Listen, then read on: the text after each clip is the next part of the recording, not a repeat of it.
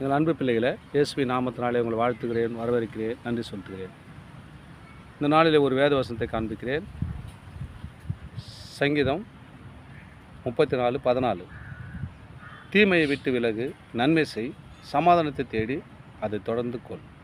பாருங்கள், முதல்ல சமாதானம் வேணும், சந்தோஷம் வேணும் தான் நினைக்கிறோம் கண்டியை. ஆனால் தீமை விட்டு விலக மாட்டோம்.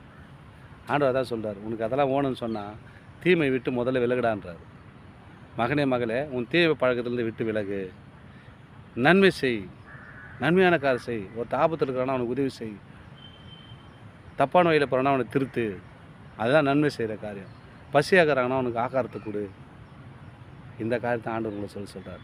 உன் வாழ்க்கையில் சமாதானம் வேணும்னு சொன்னால் தீமையை விட்டு விலகு, நன்மை செய், சமாதானத்தை தேடி அதை தொடர்ந்து கொள்.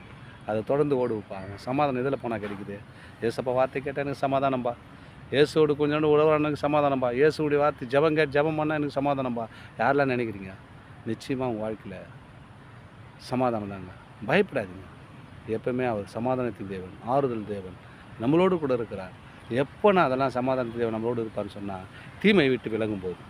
யாரெல்லாம் தீமை விட்டு விலகாத இருக்கிறீங்க, தீமை விட்டு விலகுங்க, நன்மை பெற்று ஆசீர்வாதத்தோடு அன்போடு வாழுங்க. தொடர்ந்து இந்த வீடியோ பாருங்கள், சப்ஸ்கிரைப் பண்ணி பாருங்கள். அது உங்களுக்கு பிரயோஜனமும் தேவனுடைய நாமத்தை மகிமைப்படுத்த ஏதுவாக இருக்கும். ஆமென். God bless you.